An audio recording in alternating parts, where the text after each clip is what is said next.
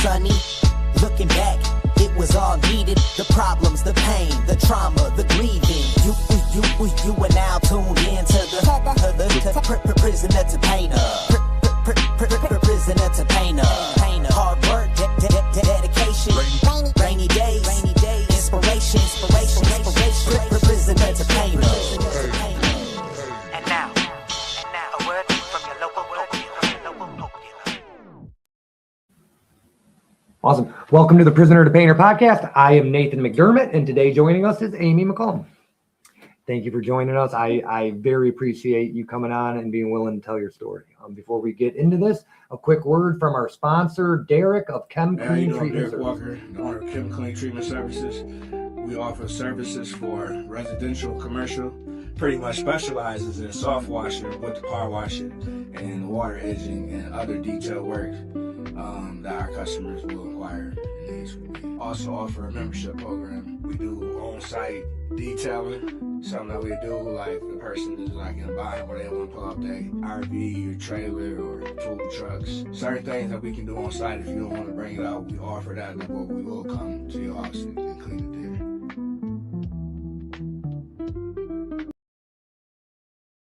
Unmute mic. Go like this. Perfect. So we are back. Once again, thank you for coming on. I'm very appreciative that Johnny got us connected. So cool. So here we have from childhood to where you are now. The first 5 minutes are very awkward. I apologize. But how would you say your childhood was? What was the family dynamic like? Well, I grew up in Reading, Michigan, teeny tiny town. Yeah. Forever, we never had a caution light or stoplight. A lot of cornfields. I had a pretty, decent childhood. For me, I was always on the go. My parents, they both worked. Mom worked days, dad worked nights. I never left Reading because by the time they got home, they didn't want to leave Reading because they worked so we never left really. Childhood was, family wise was all right. Okay. I never really had anything. There was a couple incidences, but there was never anything that totally threw me in childhood. Understood. As far as like family goes. Okay. So born and raised there. What was your favorite childhood memory? Go to my grandma's. Grandma's. Yeah. Awesome. My grandma's. Awesome. Grandpa's, and I was there a lot. Cool. Who was the most influential person in your life growing up? When I was young? Yeah. My grandma. Okay, right on. No, honestly, my grandma was cool. My grandma and my grandpa. They both had their things with me. My grandpa, the workshop, and they were always doing stuff. Grandma was just always there. Gotcha. Always there. Gotcha. Awesome. What was your least favorite childhood memory? School. School. Yeah, school. I just never really fit in. Never really fit in. School was all right for a while until I felt like I was trying harder than anybody, like to fit in. That's what it felt like to me. Understood. Yeah. And then some other things happened in school around playing volleyball. Okay. Yeah, I loved volleyball. That was one thing in school I really enjoyed. And then had a mishap with the coach. Decided to do some things with our coach that I trusted very much. Wanted to take nude photos of us. I ended up telling my boyfriend at the time, and then my boyfriend, who was quite a bit older than me, told his dad, and they turned him in, and then so I had to go and wear a wire, and basically, no kidding, yeah. And then everybody's like at school, decades of women came forward. Wow. And so I blew the cover on all that, and it was humiliating. It was. I didn't want to go to school after that, and I didn't. I ended up quitting. Understood. And yeah. I would like to ask more questions about that, if that's okay. Before that, though, a lot of people go back. So I'm just going to go out on a limb that you had a drug or an alcohol problem. That's kind of how we got connected. So did you have anything in your childhood that would lead to you, becoming a drug addict or an alcoholic?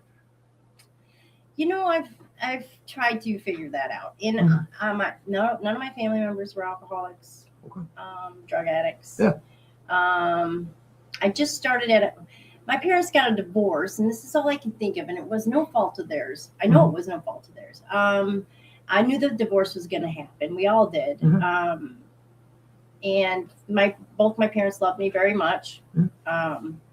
Dad kind of went his way, but sought to see us, and Mom got remarried pretty quick and moved some kids in. And that point, that's when things started to turn for me. And then the whole volleyball episode happened, and I started seeking. I was dating an older gentleman. I mean, he was 21 and I was 15.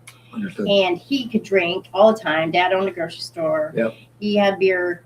He was an alcoholic at that point. And that's where it all began. And that was a 4-year blur. Understood. The reason I asked that is I feel like that is a stigma attached. So some of my questions is not because of how I feel. It's just, I feel like that's just the way the world thinks. I was such a drunk, oh man, you must have had a terrible childhood. My childhood was phenomenal. I can't, if I was to be on that side of the table, how was childhood? Amazing. I can't think of one bad thing from my childhood. So I won't fixate too long on it. There was really nothing. Awesome. I've tried. I mean, yeah. Cool. Believe me, I'm happy when a guest is like, nope, childhood was good. I'm like, thank God. I'm happy for you. That's great. Real quick, Kayla and Mark both said I love her. So well, okay, awesome. So 15 is when you get into high. Well, what's that like? Well, yeah, right at the beginning of high school. So that sounds like when you start having a problem with this. I don't even know where to start with the question. So he asked you, what made you want to say something about him asking for nude photos? Like what made you say something? I trusted this man, and when he said, and I knew his wife was she was an Olympian. Oh, wow. And he had made magazines that he would do pictures and stuff for. And it was like, so that when I went over there, I was, totally blown away when he asked that I be naked for this photo. And I just was scared. I was like totally blown away. Nobody was around. I was in his basement. Jeez. Basement. Yeah. and he paid me. And I said, I ran. I ran, and I told my boyfriend, and I didn't feel like I could tell my mom. I just didn't know how to talk about it, really. I didn't know how to talk about it. As a matter of fact, my boyfriend's family lived on the same lake as my coach. So his family took it very personal. Yeah. And so they went to the cops. And that's just kind of how it unfolded. I didn't know any of that would transpire. I had that was not my intention on telling my boyfriend. It was just like I felt like I had to say something. I was like so just blown away I was taken back so much by what just happened. And then I didn't want to play volleyball anymore. And this was a big thing for me. That was the only thing that I really was good at.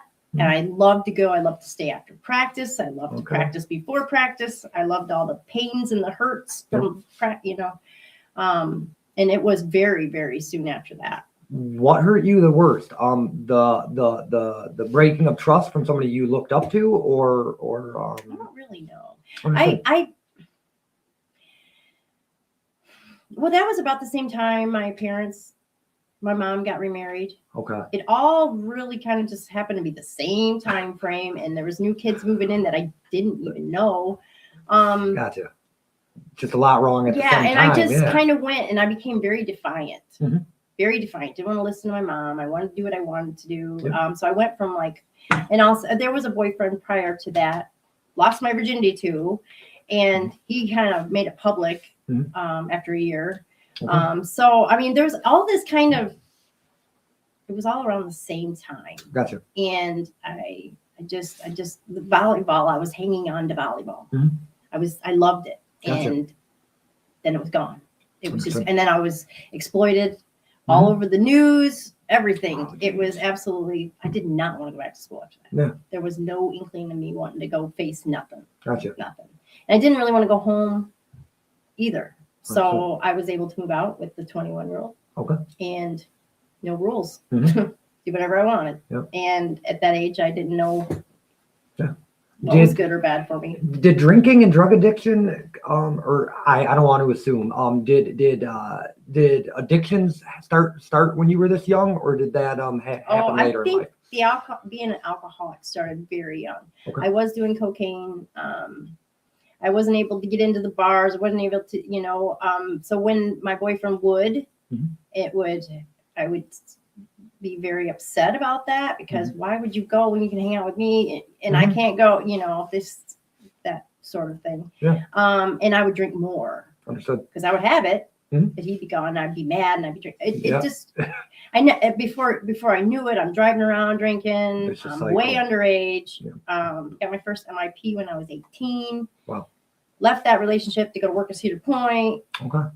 Not the Cedar Point that I knew before I worked there. Mhm. So I mean, I was always drinking. Drinking. I was always drugging if it was available. Yeah. But it wasn't really something I was like, oh, let's go out and get some drugs. It was I got you. It was there. Yeah. But drinking, I always saw it. Understood. It was it became my thing, and bottles became my thing, and Mhm. and nobody told me no Mhm. then. So alcoholism definitely kicked in before I ever knew it was a thing. Understood. Was your first boyfriend or whatever, the 21-year-old's parents, was he okay with him dating such a young woman? Because like he liked me and all, and Mhm. his son was an adult, so he could Mhm. do it. I think they feared my mom, my Okay. parents going after him. Mhm. Yeah. And I did have a miscarriage with him, and Okay. his parents were kind of like, man, Mhm. but ultimately his son was going to do what he wanted to Yeah. do. And I think, honestly, going to jail for being with a 15-year-old Yeah. was definitely on the radar. Gotcha. Well, that's what I was just gonna ask. So like, clearly that's a problem. Yeah. Like clearly he is I'll just say a predator. Did you see it as that? No. No. No. Okay. I saw a popular guy that was interested in me and could do what he wanted. He was known in the town. Gotcha. He was known for reckless driving and drinking and this and that, but they all had money, so they got away with it. And it's reading. Yeah. It's reading. Like Yeah. not a whole lot going on there. Understood. He had the Trans Am and the T-tops. Oh geez. I mean, it was.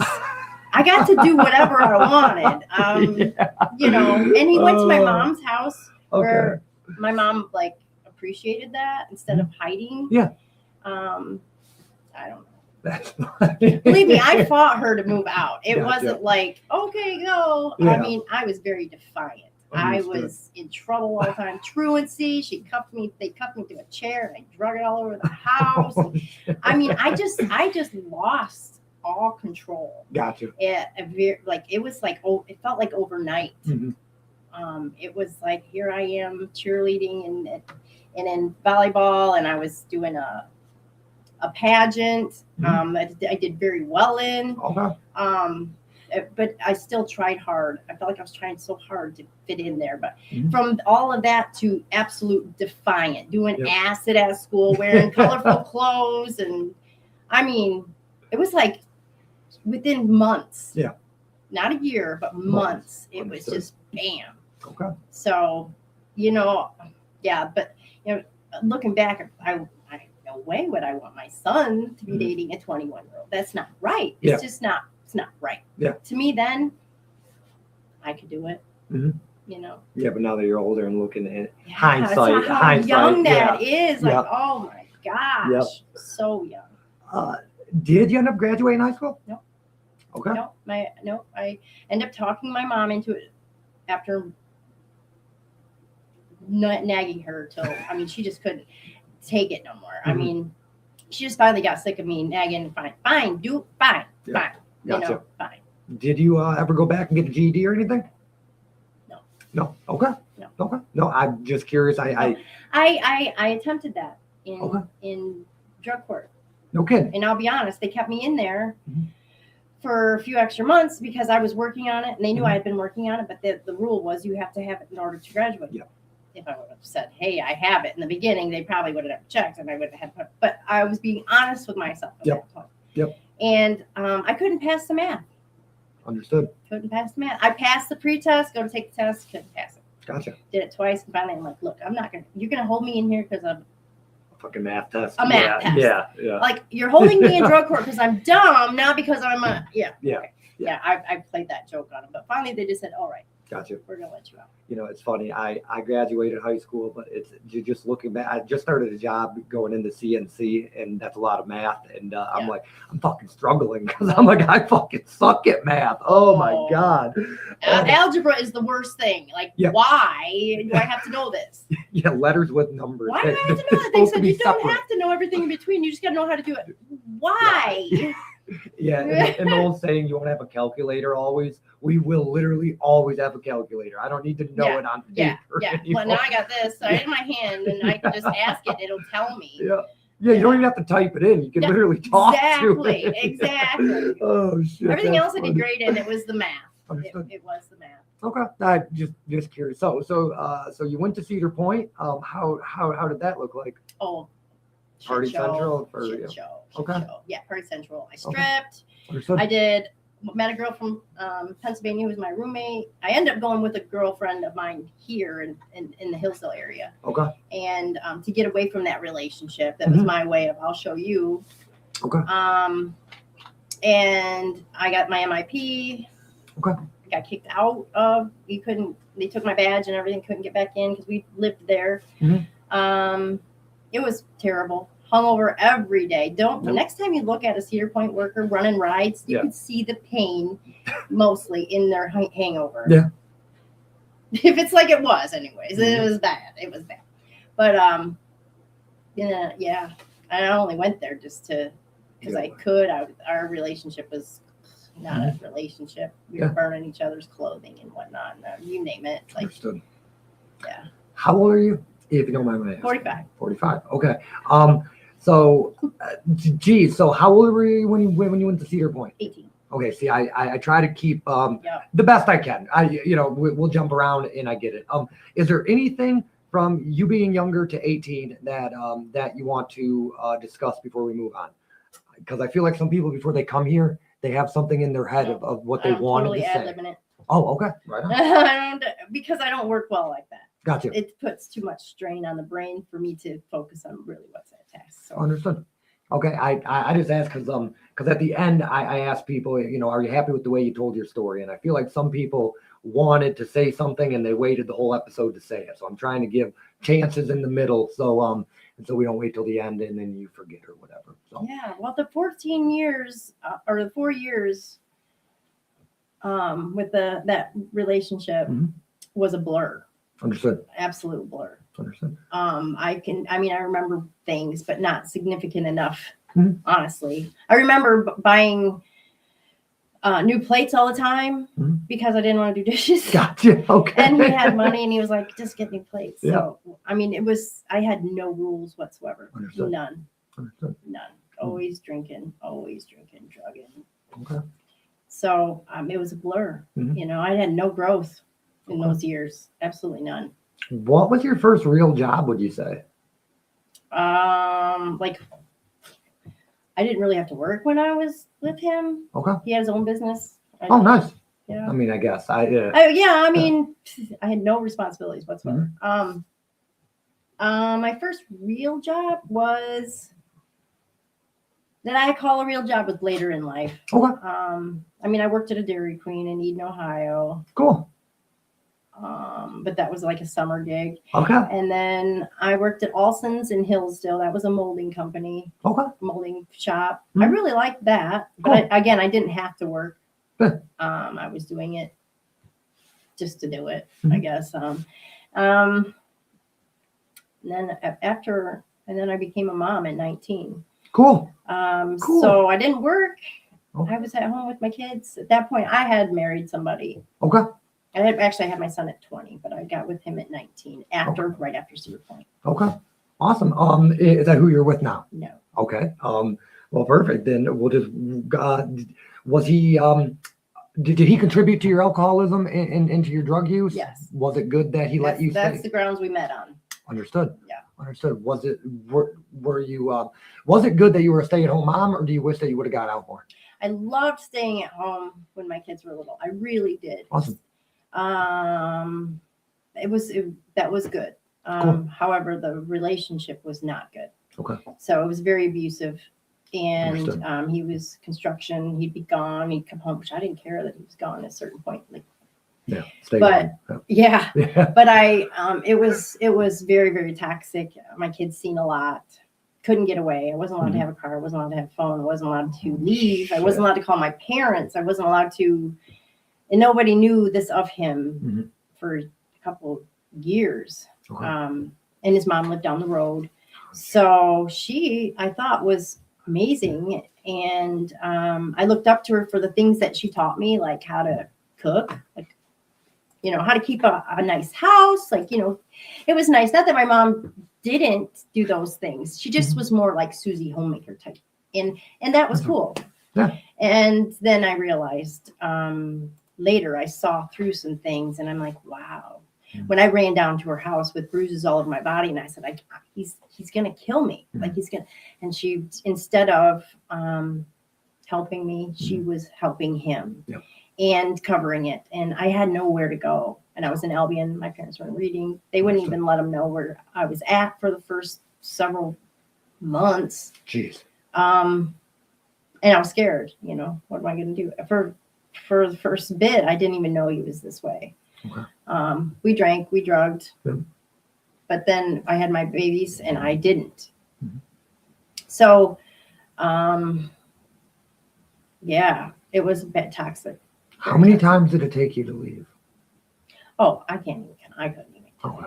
And it was just constant Gotcha. and manipulation and making me think I'm crazy. And Before I will say there were some good times, but it was absolutely horrible. I thought I was selfish for wanting to leave my boys' dad. Yeah. I wanted this family. I loved the idea of having a family, but I just it became unselfish to not leave because they've seen so much, and at that point they were going to start seeing me in my grave. Yeah.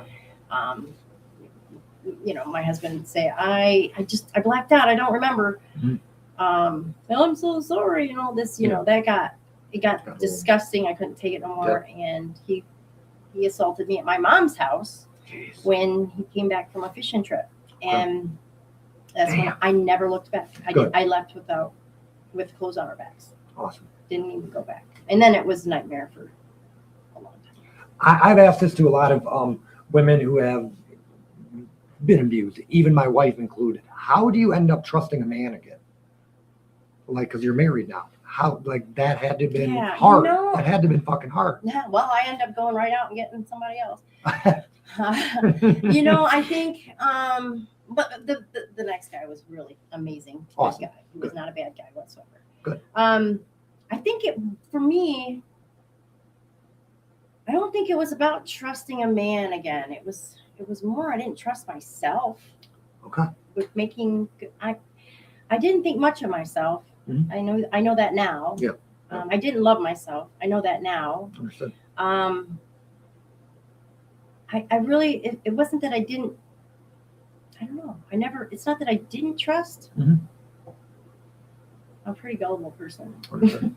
But I learned a lot about, I learned now that I was looking for something all this time, which so many of us do.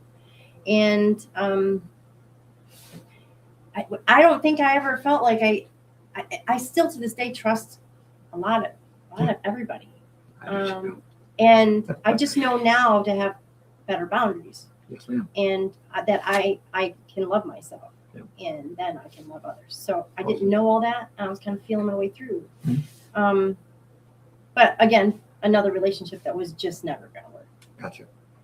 We didn't hear much about your father, if you don't mind me throwing that in there. Do you think, do you and your dad have a good relationship? My dad and I had a good relationship. Okay. Yeah, he had an illness with depression, anxiety, always felt like the black sheep of his family. Yeah. I get that. he struggled with that a lot, and he would run a lot. But I never blamed him for the way he was. I've never been a judgmental person. My mom would get so terribly upset, and she would never lash out at us about Dad or anything. But the old song came up a lot with Dad, Beautiful Dreamer, because he would dream big and never nothing happening. But I tell you, I'm a compassionate person, always have been. And we just clicked in a lot of areas. When he moved out, he was gone a lot, and Mom and Dad worked separate shifts. So it was he would leave thinking there's grass is greener on the other side, not for a woman, but to find a better spot for him. And so when he left, he struggled with the depression and the mental illness, and it was so long before he was ever diagnosed. Then he didn't want meds. He didn't want to be on meds ever. The guy never even takes an aspirin. And he struggled and struggled and struggled with that. And as he was going through that, I began my spree of, drugs, alcohol, and my own life.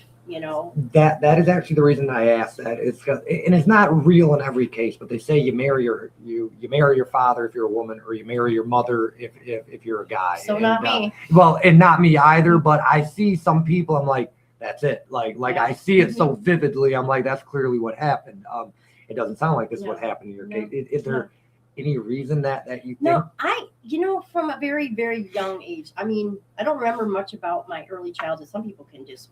I mean, I don't really have a lot of, I don't know, but I do know I never felt like me. Understood. And even my pastor was like, huh? Like I said, no, I know. I felt like I was always watching me, but it wasn't me. Gotcha. And I never knew how to explain that, or I just kind of, whatever, that's how it is. But I know that is a very vivid memory. And so this whole time I'm looking for something.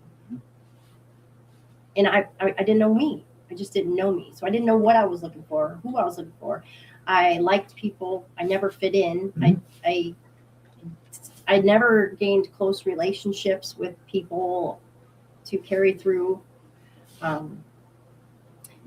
So when I got into relationships, it was just to see if it was for me. Gotcha. Yeah. Wow. I just never felt like myself. Understood. Whatever that was. Never felt. Okay. Mark says, you're awesome, Amy. I'm at work, so I will have to watch the rest of this later. Have a blessed night, Nathan, and God bless you, Amy. Bye. That's awesome. That's cool that you've impacted people already in your recovery. But geez, okay, so you so you leave, or after your marriage, you leave with your boys. How old are your boys at this point, and where do you move them to? They are 4 and 6. Okay. We stayed at my mom's. Awesome. Because I left with we never left her house after that abuse. Awesome. And I got a job down at BP. Okay. Which was 2 doors down from where my mom lived on Main Street in Reading. And I knew them from childhood. They went to school. I went to school with their kids, and they gave me a job. Awesome. And so while my husband, my soon-to-be ex-husband, was constantly threatening, and in the back of my car in the middle of the night at 3 a.m. when I was closing up work, and constantly terrorizing me.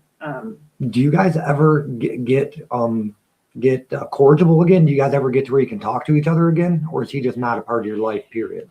We did. I tried to keep it that way for the boys. I mean, I would invite him to the boys' birthday party. Gotcha. We didn't have to split everything up. The boys' birthday parties, there was always October 10th and October 25th. So when they were young, we could do it together, and they didn't care. Yeah. And I'd have all the family out, and I'd invite him, and makes sense. And he would be cool then, but then the next day have the cops called, saying I was beating my boys because he was just that way. Gotcha. Always drama, always never content with himself. That's his own issue, know. Yeah. But so I tried, but he just made my life hell. I just felt like he made my life hell. Understood. Any decision I made, because to that kind of person, I'm property.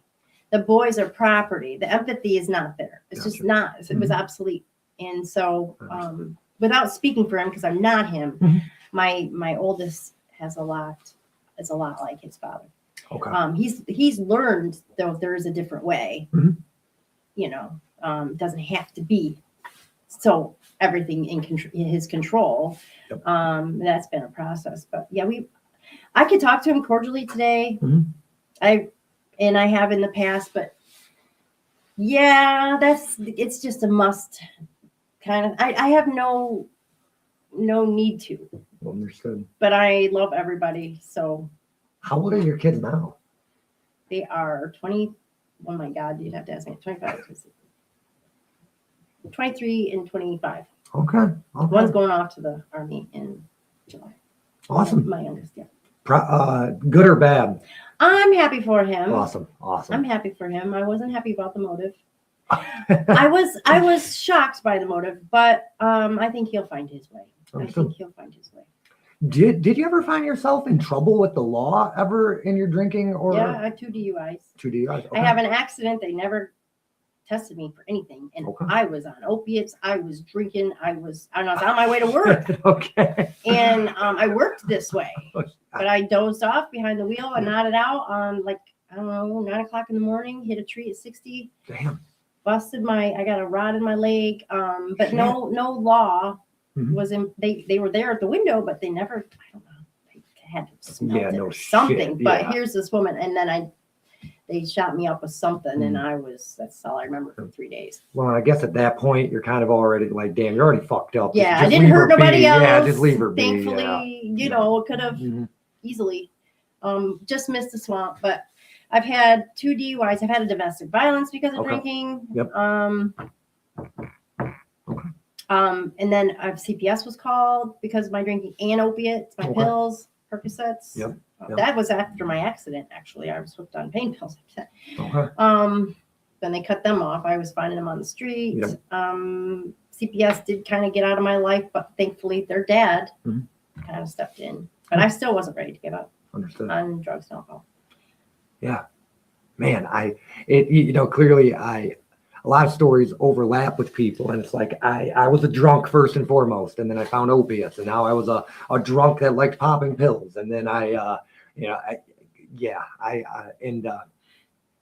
say I can't drink because if I drink, I'll smoke crack, or if I drink, I'll take painkillers, or if I drink, drinking is my gateway drug. Like that's not what it is, but that's what it is for me. If I drink, I will end up doing something stupid. I'll drive. Like if I drink, I will drive. I don't know what it is about me, but if I drink 1 beer, I'm going to end up drinking 30 and driving. I just love it. And that's why I just can't drink. I just Bad can't fucking decisions, drink. bad Yep. choices come with drinking, Yep. and then some. Yeah. Yep. Yeah. Man, so drinking, so it sounds like you drink 15 to, well, you said you've been sober about 3 years. So it sounds like you drink about 30 years. 30 I was years. active in it all. Okay. Well, we're hitting about the 35-minute mark. So I'm going to say that I'm going to start working into my favorite part of the story. What is the turning point? So what happened 3 years ago that gets you into drug court or recovery court, whatever it's called out there? Well, 4 years prior to that, Okay. I was, it was like COVID time, and I was leaving yet another relationship. Okay. All of my relationships, the last before the one I'm in now, they were good, but I couldn't quit. Understood. And it was never going to work, and I wasn't going to. I needed to quit So because I didn't want to quit. So the man was good. It was the drinking and the drugs. Yeah, they did care about me. Understood. But they didn't want to watch me die. They're tired of never knowing what's going to happen next. Yep. And I get it. and I wasn't in love with them either. I didn't even know what I was doing. I didn't know what I was doing. I was in love with drugs and alcohol. Much as I hid it from the baseball team and everything, but about COVID, I began to do some methamphetamines. Okay. And then I began to deal methamphetamines. I was running to get loads of it with COVID money. And I would drop off big sums of it. And I wasn't like peddling it. I mean, I was, but I was just thinking, I was justifying it with I'm going to get a bunch, dropping it off to get mine and some of my friends. Gotcha. You know. And then, I mean, that was hell. I lived in 4 years of the worst hell ever. And I didn't know or how to get out. I was homeless I was homeless for 2.5 years. Left my family. My kids didn't hear from me. I didn't want anybody to see me. And I didn't know what day was what anymore. It was cold in the winters, hot in the summers, no food, no water, no electricity, I totally gave up on life whatsoever. And everybody knew me as meth at that point.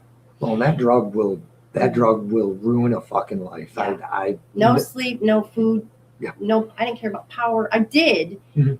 I just didn't know how to do anything for myself anymore. Yeah. I knew how to get high. Yep. I knew how to stay high. Yep. And I put a lot of effort into it. Yep. Exhausting effort into it. Yep. And then I ended up chasing this guy not really. I needed a place to go because where I was staying, this woman was crazy and I couldn't stay there anymore. Like, whoa, I gotta go. So I found my ex who got me we got into the meth together, really. Understood. And I couldn't stand him,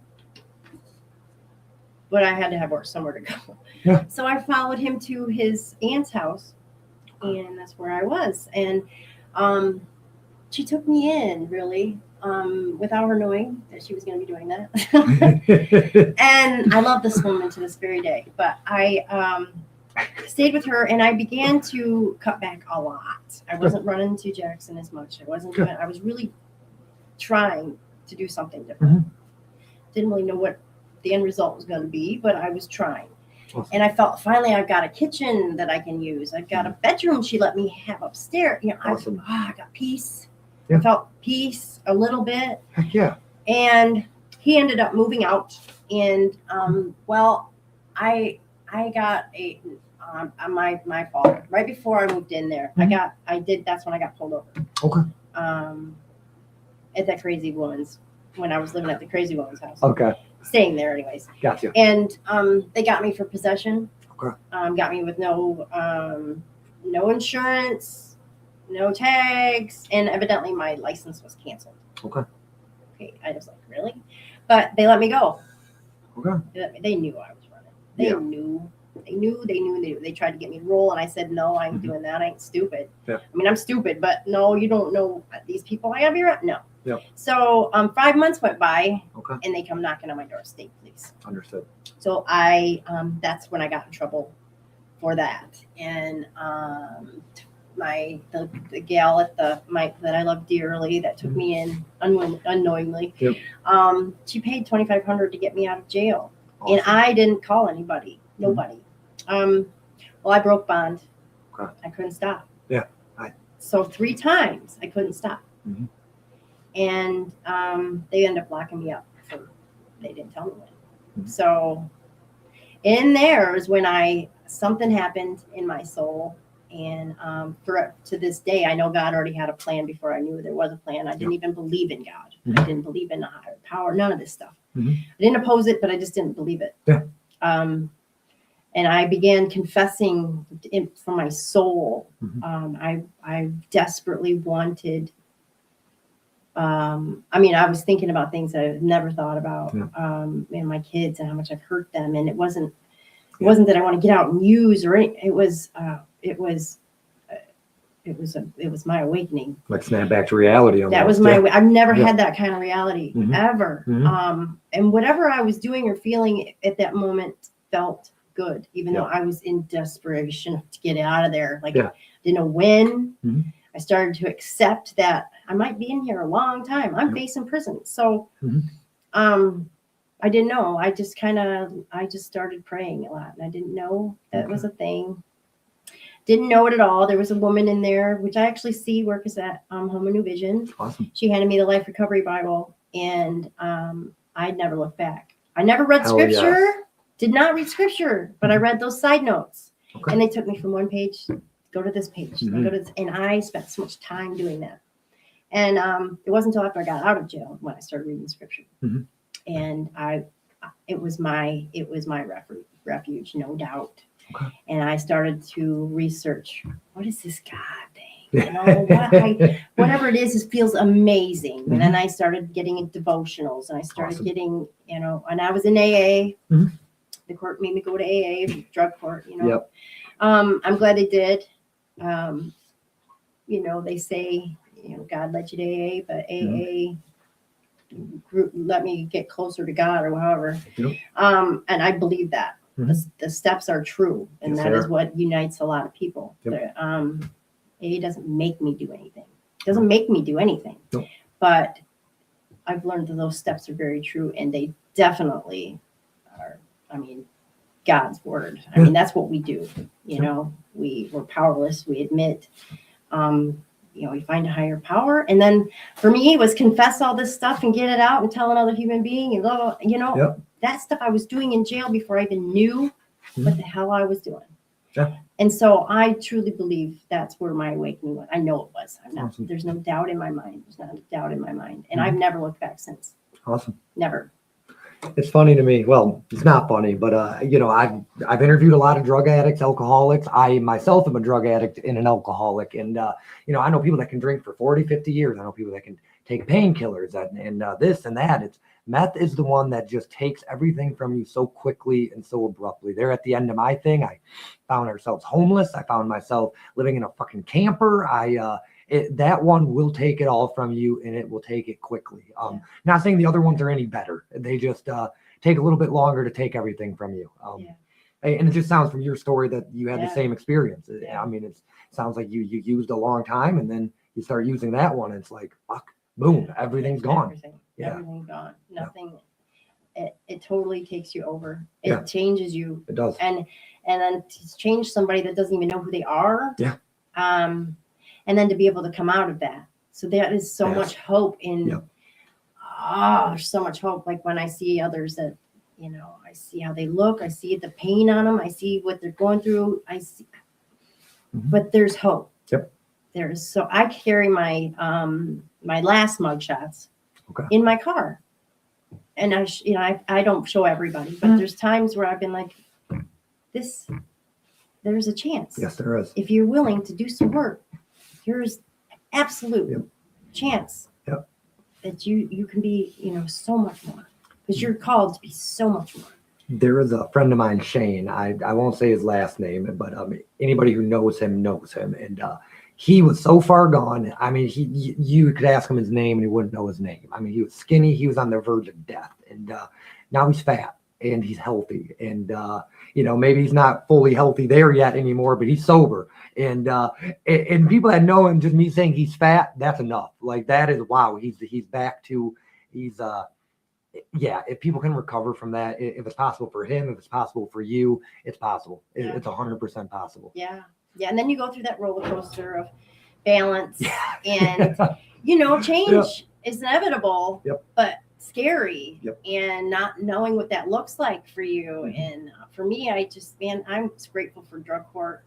I'm grateful for the MRT, the IOPs, the counseling, the making me go to the ancillaries. And, you know, through all of that, I have such a wonderful relationship with God that I just never saw that coming. I didn't. And that's especially not to the depths that it is. And it keeps growing more and more. I met my husband in AA. A lot of good things. We've got relationships. I enjoy people where I hated people. To the point where I found through Rainbow. I don't know if you know what Rainbow is, but I went to this Rainbow retreat and I found out what loving myself was. And, you know, I take something from everything that I'm doing. Miracles right in front of me. You know, living in the moment from all of that led me here. That's why I'm so grateful. You know, so I'm so grateful. Well, I definitely have a couple more questions before I wrap up questions. But it sounds like you wanted to get back. So it sounds like you went through recovery court. Now your job is to get back. How long did it take you to get through recovery court? 18 months. 18 months. Okay. Right on that. They held me because I was done without the mask. Gotcha. So was it a 12-month course when you went through it? I'm just curious because nowadays it's 18 months again. When I went through it, it was 12. Before I went through it, it was 18 months. So I don't know why the flip flop through the courts. So I was I'm just not curious. really sure. Honestly, I didn't really keep track of all that. Everybody Gotcha. kind of did, and they didn't graduate exactly when. Like Yeah. they would wait for a certain amount of people to be graduating. Gotcha. So some people would be like, "Hey, you look forward to that graduation date. Mhm. Oh no, we're gonna Not put it enough out 2 more months for this." Okay. So Gotcha. the minimum I think is well over a year. Okay. When did you graduate? November of 24. Congratulations. So you got about 3 years sober? Yeah. Perfect. So when did you start working at harm reduction? Or Just a couple weeks ago. no About 3 kidding. weeks ago. Okay, so you just got the job there. Yeah. Well, congrats, Yeah. man. I've been working consistently. I've been applying for courthouse, you name it, just to Okay. help others. Well, there's a hell of a crew down there. and not to mention, I know I'm good at something. Yeah. I mean, I'm good. I know what I know from my Mhm. own experience, Yep. and that's the most at ease I felt. Like going to work Yeah. now is not going to work. Well, it's fucking valuable. Like Yeah. what you have is valuable Yeah. to that organization. You will go far. I mean, they helped save my life. Not the exact one you work at, but next door. When I first got sober, I mean, they saved my life. They helped save my life. So Chief Pittman came on once and he talked about all these people that will remember him for bad. And I said, man, I just want you to know how many people will remember you for good. You helped save my fucking life. So I'm just sure in the next 5-6 years, there will be more people that remember you that you helped save their life than bad. So I don't know why I said that, but I think you should know that. Thank you. Yes, ma'am. I think when I was trying to work in recovery early on, I wasn't ready. I needed more. Yeah. I needed more growth. I didn't know, but I never gave up. Awesome. I never gave up. And I believe in blossoming where you're planted. Yeah. The season is wait. Yep. But I waited with I learned to wait, enjoy where I'm at, and enjoy engaging with people. Mhm. And God's first in my life, first before I hit the floor. Yep. He's first. Yep. I learned all this. I've had good jobs in the meantime, but Mhm. I was always applying for recovery Awesome. of something, Yeah. And I just kept going. Awesome. I worked at the Hillsdale Thrift Store Okay. in Drugport, and Missy has been awesome. I mean, I could go do my testing. I could go to court, and we had it weekly, and then bi-weekly. It was a lot, and IOPs and all of Yeah. that. And still getting my brain to work, Yeah. She was awesome with that. And I learned more about the homeless camps, and Okay.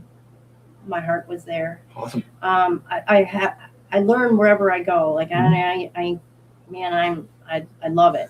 Awesome. And then from there, I went to a staffing people in Okay. a staffing company. So I was helping a lot of like-minded people, Mhm. a lot of with felonies that can't get jobs, Yep. and I could say my story when I felt like it was.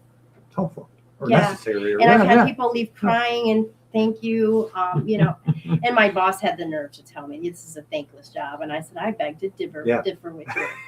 I beg to differ. Not everybody's going to be, but Yeah. it only takes a few. I Yeah. mean, and that's a lot. I think Yeah. it's a lot. You touch Mhm. that, you touch one person, it's a lot. Yes, it is. And it works both ways. And Yeah. then from there, I went to a vet clinic. Okay. But I always give my 2 weeks, Yeah. But here I was trying to find me and Awesome. keep going. And then Home and New Vision called, Beautiful. and a place in Pines and Coldwater called at the same time, Okay. both recovery. And I'm like, Awesome. then I'm left with, what do I do? Yeah. All of a sudden, what do I do? So here I am. Okay, God, it's time, right? Because whoa, this is happening. This is what I waited for. Yeah. And it's happening. You're like, Yeah. whoa, I got to make a choice now. Yep. That wasn't what I thought would happen at all. Mhm. And I went and met with Home and New Vision, Great and people. it just felt good. It felt raw, real, and that's just be you and Yep. not corporate, and I unfortunately just had to pass up a job at Home and Vision. I just wasn't financially in my cards because they hired me in Ann Arbor, so I unfortunately had to pass.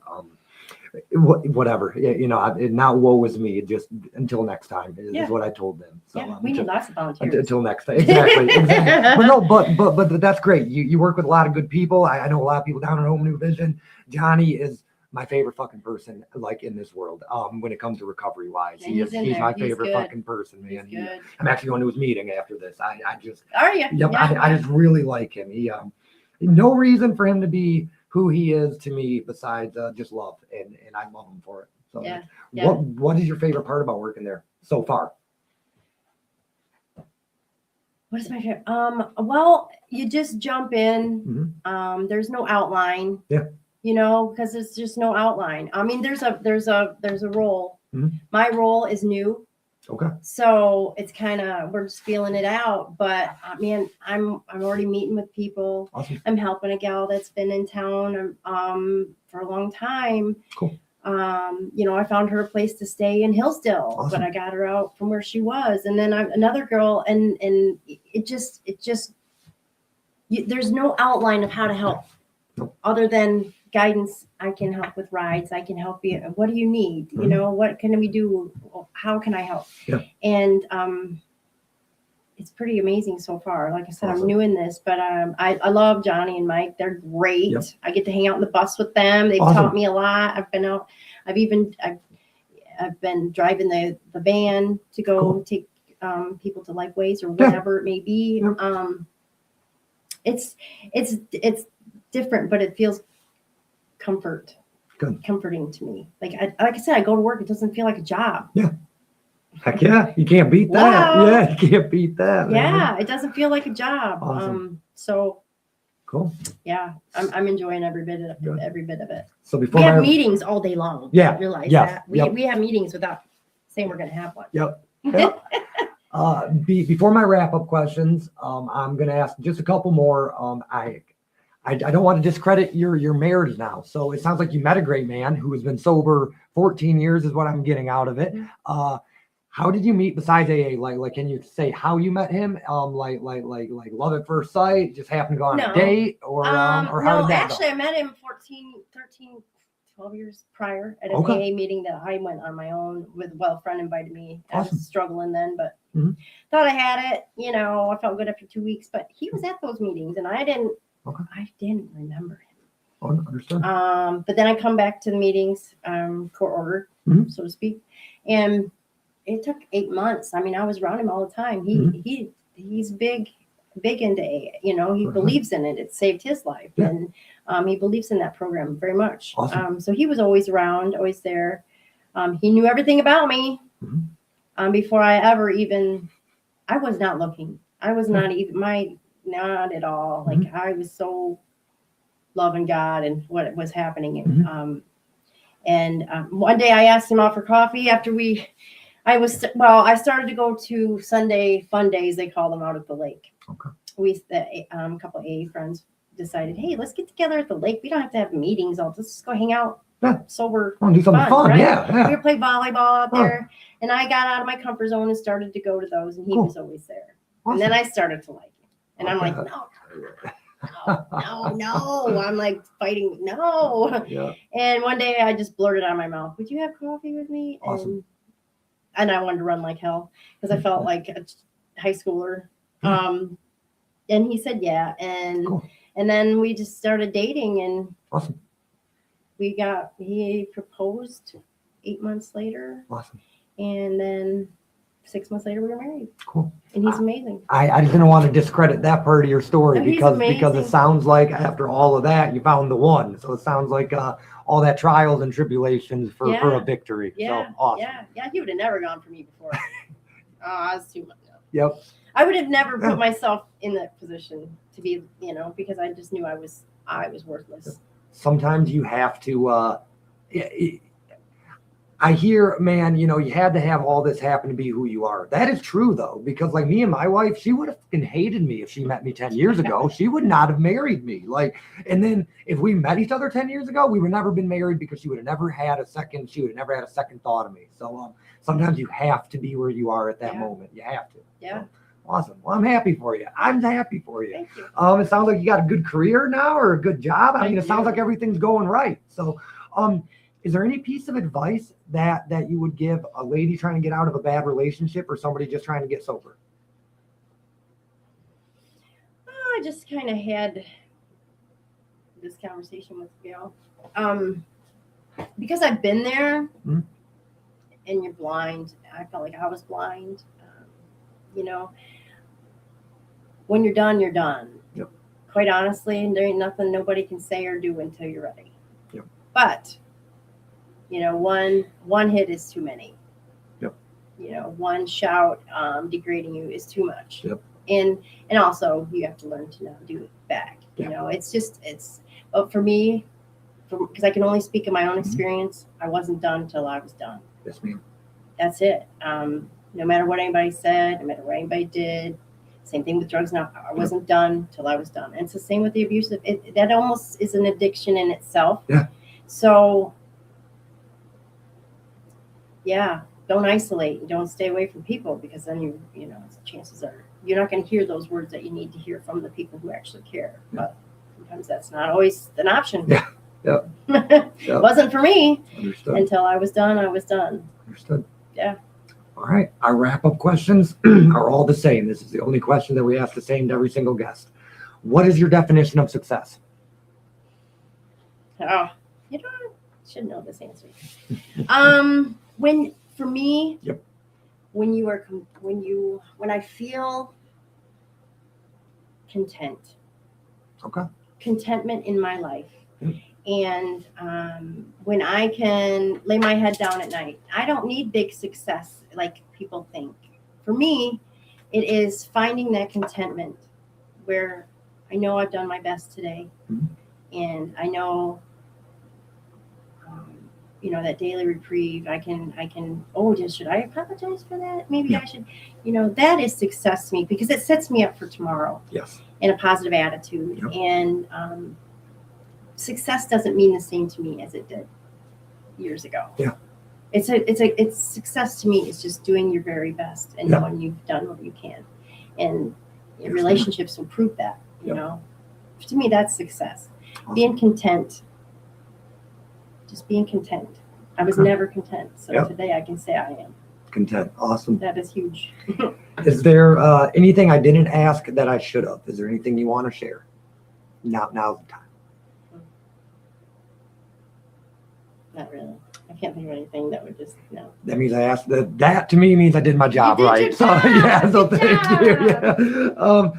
Yeah. If there was one word to sum up your entire journey, one word, what would it be? It's amazing. Beautiful. It is, it's a miracle that I'm here. So Okay. really, it's just amazing. Awesome. It's just amazing. I'm totally blessed. Perfect. And then Katie's question that she would kill me if I didn't ask it. If younger you met older you and older you met younger you, would you guys get along? No. Fair enough. If I met me younger, I think I had a counselor ask me this once. Mhm. But they said, put your younger self in a chair and talk to her. Yep. I would cry because she doesn't know who she is, you know? Understood. And I know who I am now. I know Awesome. I'm a child of God, and I'm anchored in Christ. And that's what I've been Yeah. looking for my entire life. Hell yes.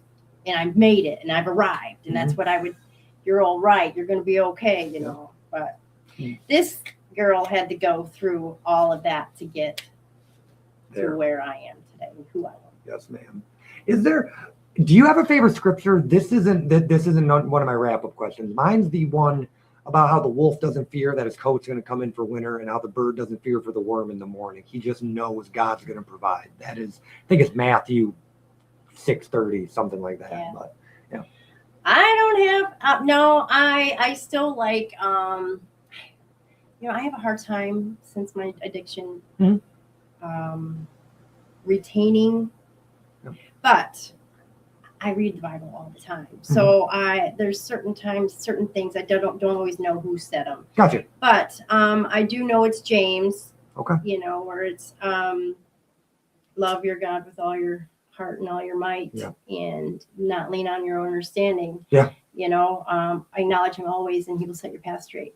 Because that's Perfect. how I live my life every day. I know I got to reel myself back in Mhm. to that, because, you know, and just keep my eyes focused on Christ. That's Yes, all ma'am. I need to do, and it keeps it so simple. But that passage, I always tend to go back to on a daily. Perfect. Yeah. So I do Awesome. know that's James 5:6. James 5:6. Your guess is going I to be think better it than is. mine. I'm pretty confident it's James 5:6. Awesome. I'm going to cut the live. Thank you for coming on. After I cut it, will you sign our table? Sure. I would love that. I would Awesome. love that. Perfect. Thank you. Thank you guys for joining us. It was very nice meeting you. Awesome. And 3.